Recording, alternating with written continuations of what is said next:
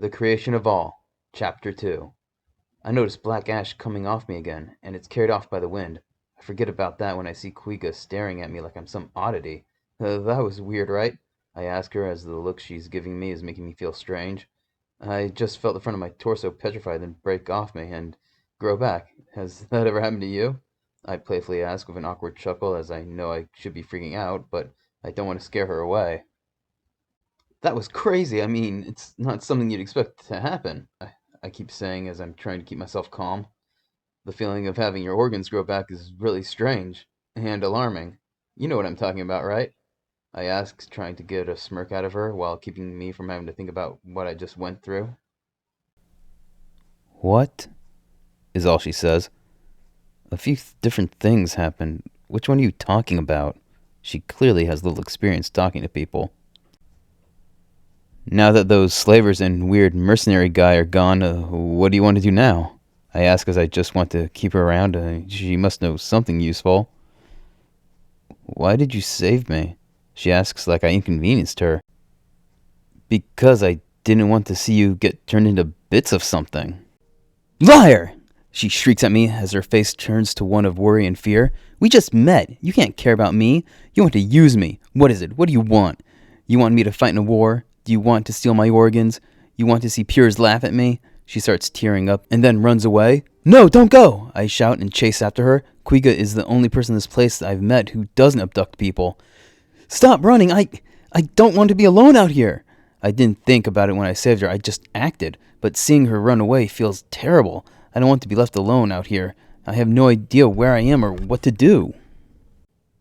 Hearing me say that causes Kuiga to stop. She's just staring at the ground. She then looks up at me and stares at me for a few moments. She has a tear run down her face. She wipes it away before saying anything. Fine, she says timidly, and she seems so sad that I try to hug her, but she pushes me away. Sorry, I misread the mood, is all I'm able to say. You can follow me if you really want to. Just don't expect much from me. She says that like she's apologizing. The two of us start walking together. She doesn't seem like she wants to talk. So I just think and try to figure things out. Going off of what Hade said, this place is called Mextra, but he said it as if it could be the name of the planet, because this can't be Earth. And instead of humans, there are crivitals. Thinking about not being on Earth is making me sick. I hold my stomach and put a hand over my mouth, worried I might throw up. But I think I'm too hungry to do that. When was the last time I ate? I watch Kuiga pulling purple pods out of the ground. They're as big as coconuts and have some green speckles on them. She throws them away and walks around staring at the ground for a moment before stabbing it with her claws and pulling out more pods. These ones have no speckles on them, and she starts eating one of them. I see they have a lot of green juice in them. I start looking around for some of my own, but I'm not sure how she tells where the pods are. I'm so hungry that I start stabbing my claws randomly in the ground, hoping to find some. I then realize that I'm so hungry because my body just regrew my stomach. Of course I'm starving. I need to eat. I hit something and pull out some kind of cat-sized bug. I scream and throw it away without looking closely at it. I try again and pull out a fuzzy creature with a slimy underbelly. I put it down and it slithers away. I try again and some orange fluid comes out of the ground, getting on my fingers, causing an intense burning feeling. You're pathetic, Kuiga says as she's been watching me this whole time. She looks at the ground and then pulls out more pods. Here, just stop trying. It's annoying. Check them for green spots. Those are poisonous. She hands me the bunch of pods and she is about to eat her last one, and I see a small green spot on it. She hasn't noticed. I smack it out of her hand.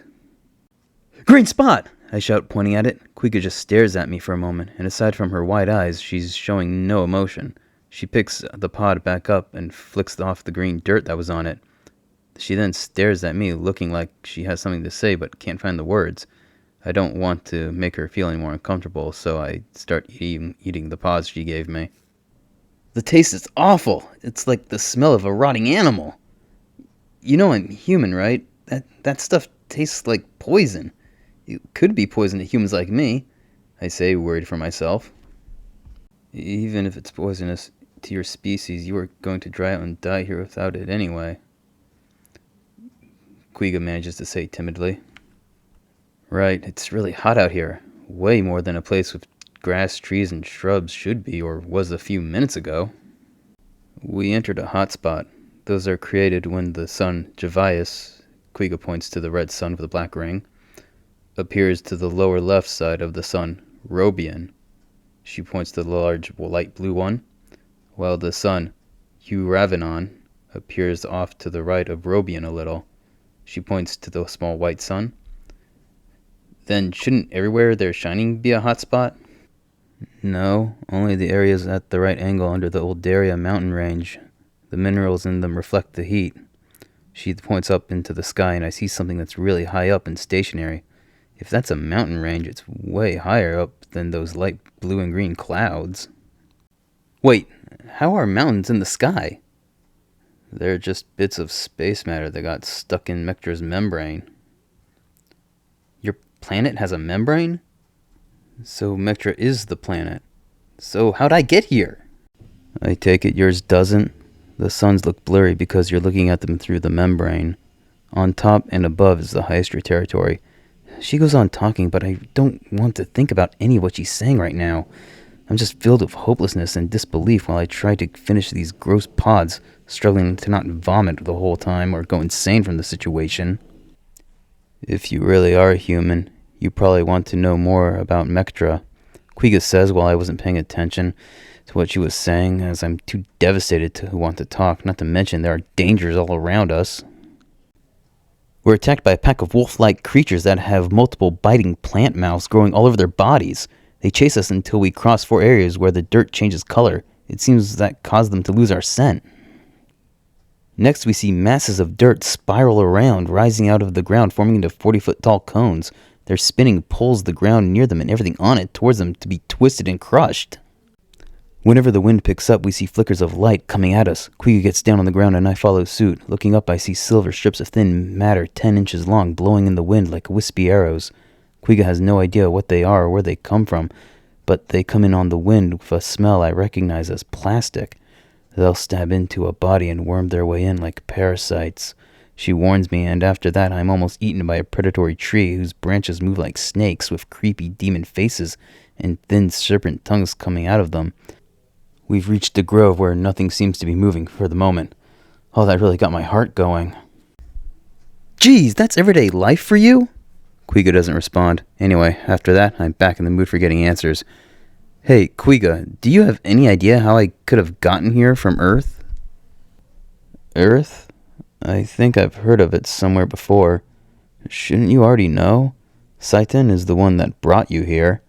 I don't know what that is, I snap at her, being anxious and frustrated.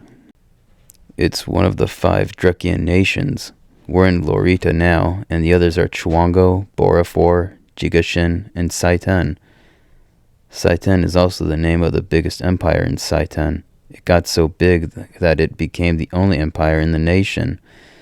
They have more power than everyone else in the world combined, so they get to do whatever they want. Only they have the technology that crosses the dimensional border. How can one nation be stronger than 4 others? I ask as that detail really stood out to me. Saitan has agents and officers that are given special things that give them the ability to control reality. The ruling president Uduma is said to be the greatest leader in history, and they have this special energy source, CO. Only they have it because they created it, and all of this new technology that can only be powered by CO, so no one else can use their advanced vehicles and weapons. No one can just recreate that stuff without... No, wait, why does Saitan kidnap humans? Why go through the trouble? I hear they use humans for food, entertainment, experimentation, or in your case, they make weapons out of them. Human weapons are called FBWs. I hear it stands for a foreign biological weapon, a weapon made from matter of a different dimension. Only Saitan has these weapons, which is another reason they're so powerful. Kuiga just stares at me for a moment. You know, every time I see an FBW, or a video of one, they're always obeying their orders and never talk. You're really strange. After saying that, Kuiga walks up to a smooth 6-foot tree with an extremely reflective surface and no branches. Thanks? I say, hoping she meant that as a compliment. I start thinking about, if I'm a weapon, why do I still have free will? There are machines that cross dimensions too. There's so much more to wrap my head around.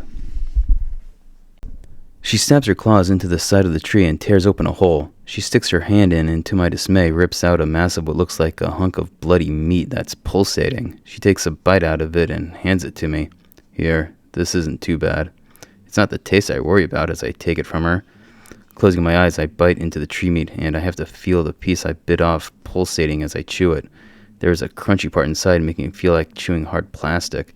It does taste somewhat good, but the texture alone is making me want to puke.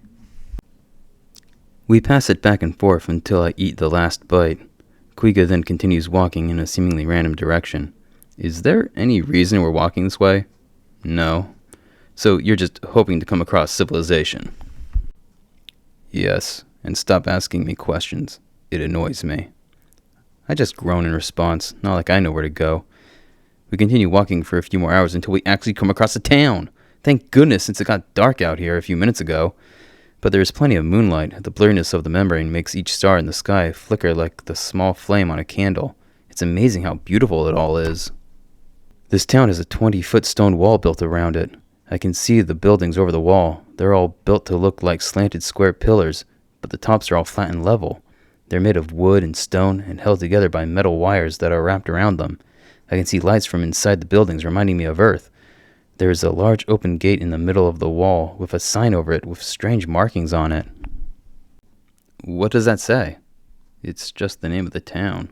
That's all she says. What's the name? I don't know. I can't read. Kuiga says, and we walk through the gate. I'm sad to hear she's illiterate, but so am I now. I want to help her, but how can I? I'm on Mektra, home to Crividals, and this is what their civilization looks like. Walking down the street makes me think of all the other humans who were taken to this world. They all must have died horribly.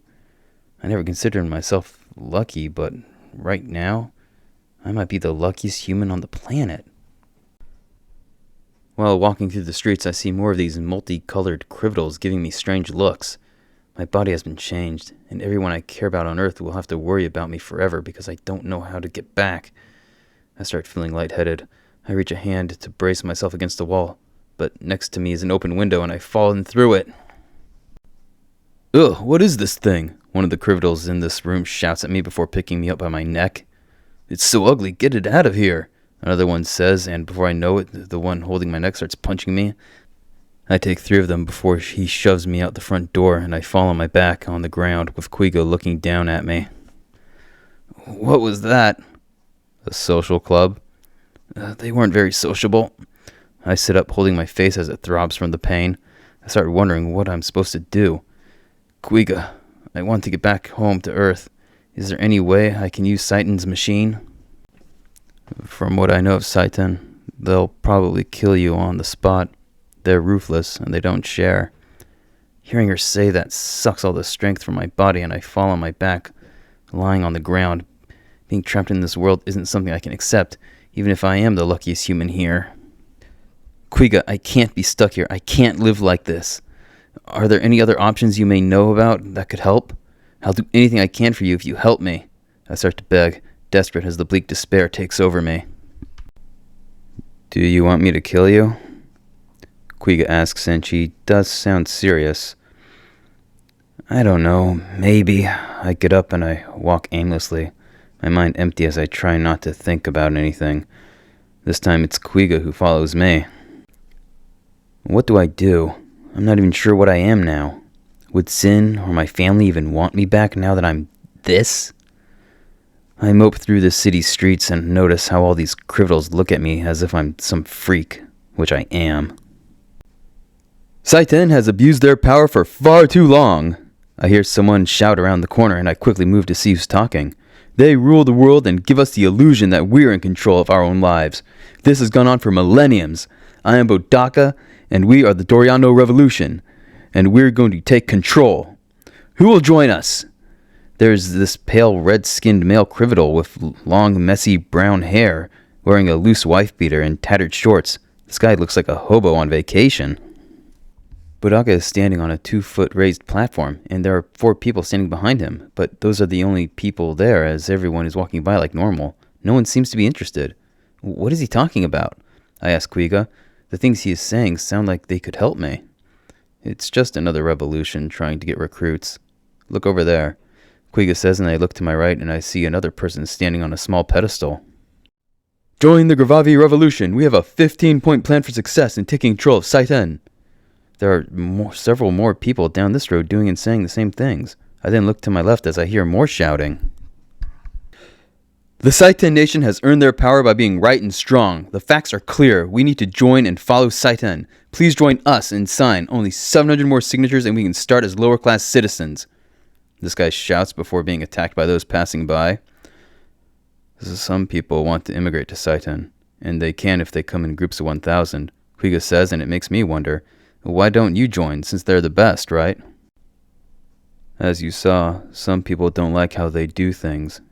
I'm one of them. Besides, they won't allow someone like me. Is all she says, and she sounds and looks like she'll cry if I ask her why. Since they'll probably kill me, taking control of Site N would work out best for me. I walk up to Bodaka, desperate to grab onto any hope. If you guys take control of Site N, can you get me back to Earth?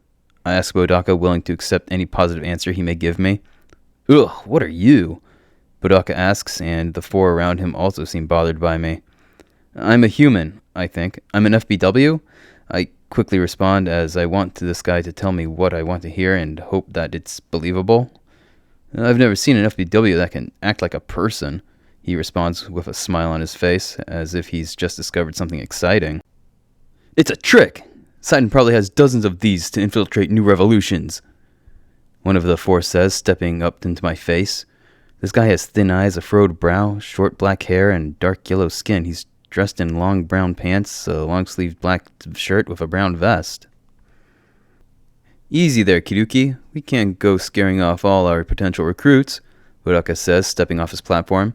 Recruit? We can't trust this thing, Kiruki says, pointing his finger right in my face, but Bodaka wasn't referring to me, as he walks right past me to Kuiga.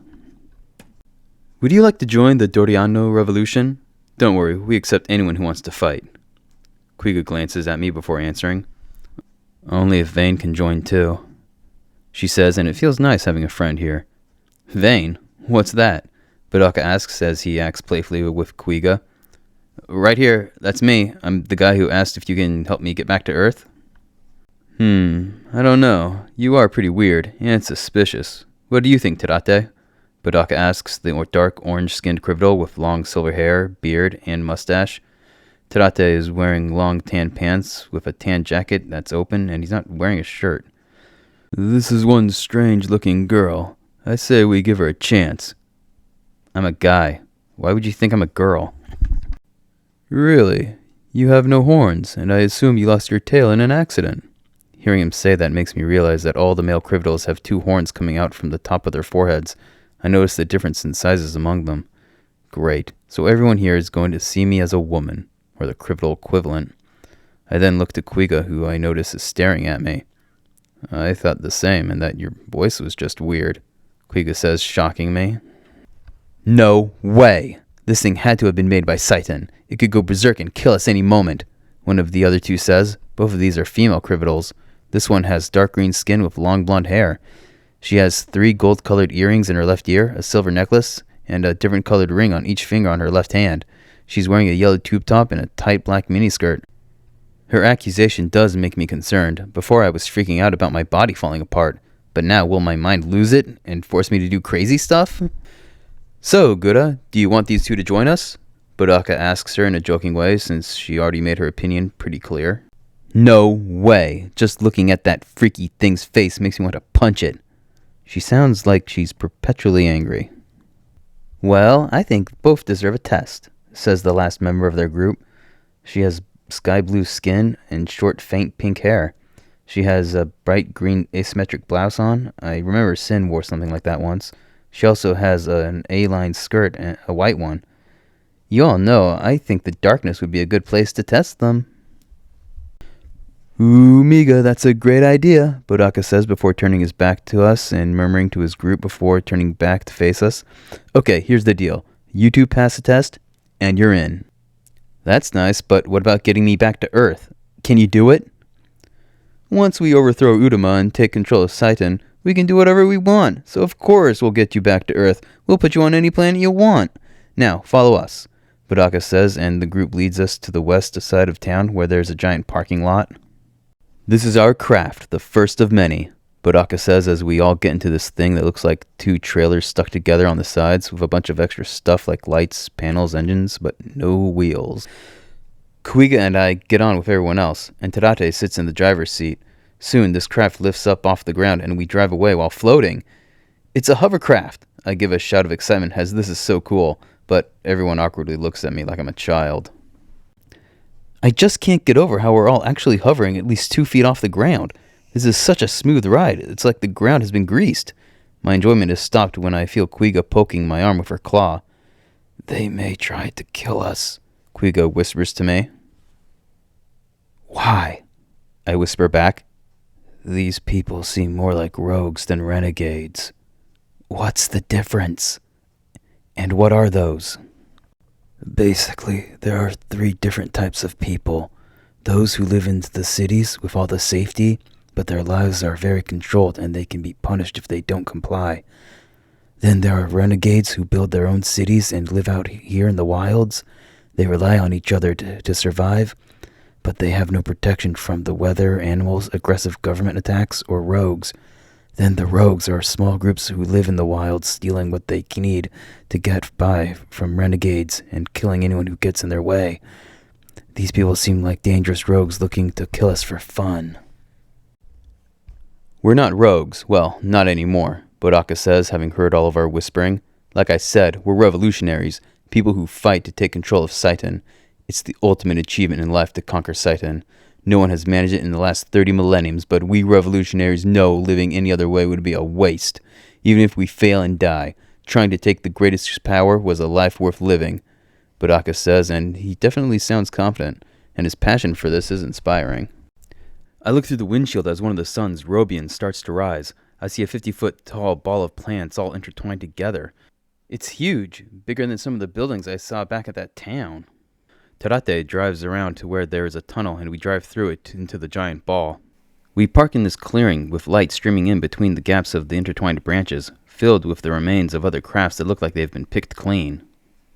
We get out and just a few feet away is the edge of a steep hill. Someone has set up 2 giant lights connected to a large power source that are shining light down the hill. Go on, check it out, Budaka says as Guda and Kaduki carry a big metal box down the hill. Miga and Tarate carry another one down with them.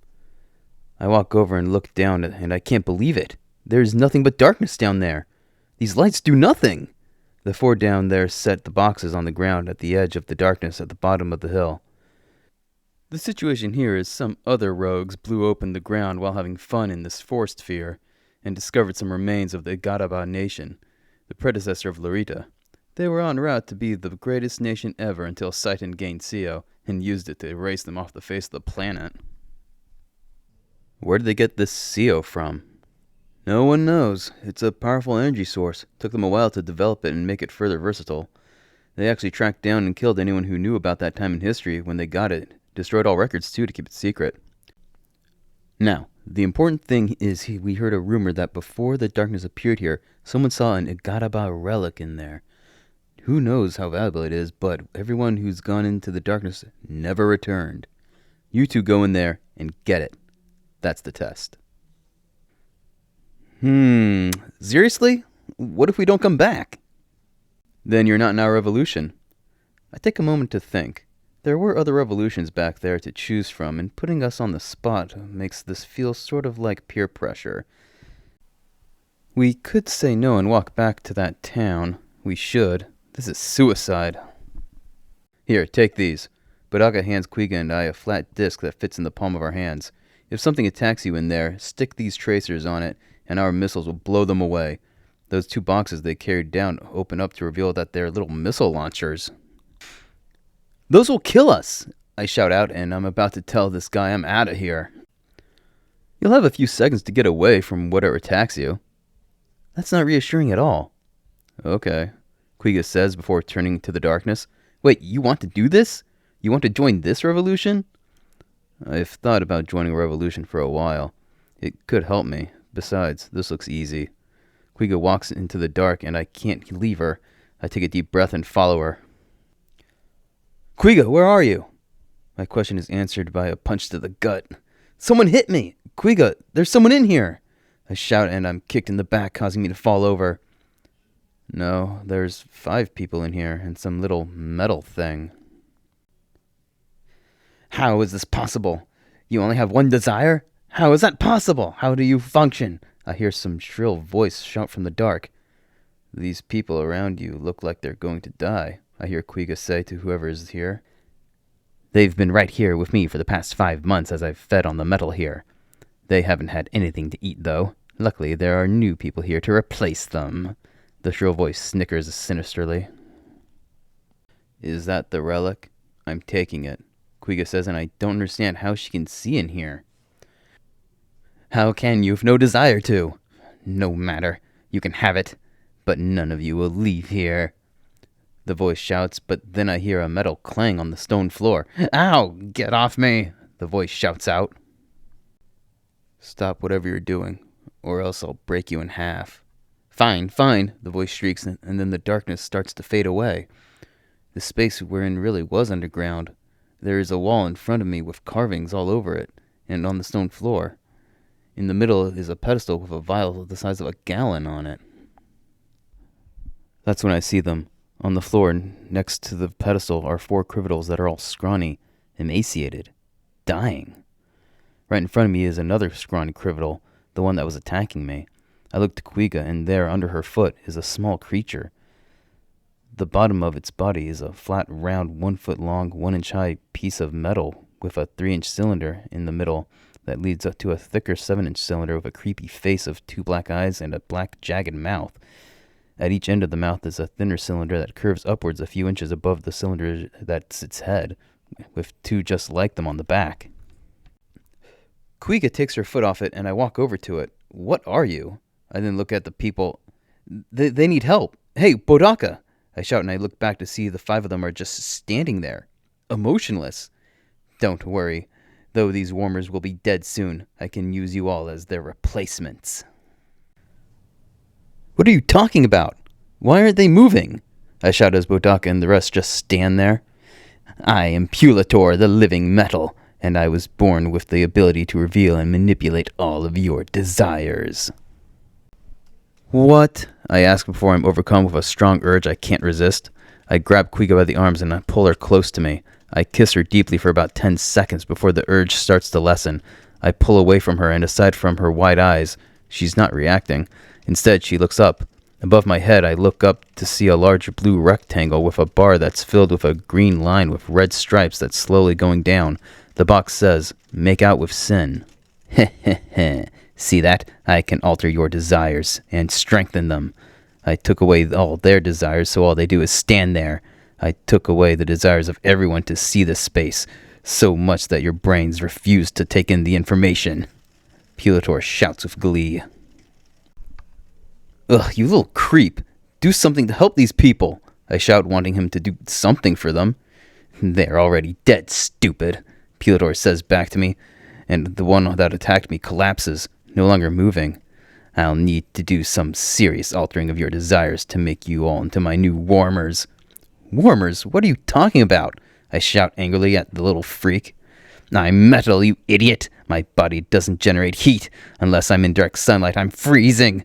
It's pain, torture. I need you organics to keep me warm. It's all you're good for. You murdering little psycho, what's your problem? I have no problem. It's the criminals that have the problem. The earliest memory I have is them trying to kill me. If not for my power, I'd have died. Listen, you need to... I start to yell at it, but suddenly I stop caring. I just don't care about this or anything. I look up to see another rectangle over me, and the green bar is going down. No one talks to me like that, Pulator says sinisterly until Kuiga kicks him against the wall. You! I've never come across a criminal who has only one desire. I can't even manipulate it. It's too strong. I look above Kuiga to see the one rectangle over her. The words on it are written in that criminal language of circles, squares, and lines. Kuiga then throws her tracer onto Pulator before walking over to the missile launchers. She hits a button and they fire. The explosion blows me back off my feet. They weren't as strong as I thought they'd be. The result leaves the wall destroyed and Pulitor buried. Kuiga then takes the relic, the giant vial of some magenta liquid. You did it! Bodaka shouts as his and the others' desires return to normal. Congratulations, you two are in, Bodaka says, slapping us on the backs and before taking the vial. Here, Kiruki, put this away somewhere. We'll figure out what to do with it later. Kiruki takes it and walks back up the hill. I'll get you for this. No one humiliates me. We hear Pulitor's weak and muffled voice coming from under the rubble. Are we just going to leave it there? I ask, thinking something should be done about it. Nah, too dangerous. Even if it can't mess with her, it could make us fight her, Bodaka says, and that does make sense. Still, it doesn't feel right to leave Pulitor alone like this. Or those bodies. But no one here seems to care. It's like seeing dead bodies is no big deal for them. Shouldn't we bury them? The ones down there? I ask, as it feels strange to leave them like that. Bury? Bodaka asks, and he and the others stop and stare at me for a while. It's the responsibility of their generation, or parent, or children to dispose of their bodies, not ours, Bodaka says, teaching me some of their culture. We get back to the top of the hill. The others load the missile launchers back on the craft. Say, since Gura doesn't want to, and Kiruki's too much of a wimp, why not have these two fill in for the comeback contest? Bodaka says, and I don't know what that is. Oh, so when Gura says no, it's fine, but when I say no, I'm a wimp, Kiruki says, sounding like a whiner. That's because you are a wimp, Bodaka says, back. They all start talking about this contest, but all I can think about is how Kuiga only has one desire in her life. How can someone only desire one thing? And what is it? Chapter 2. End.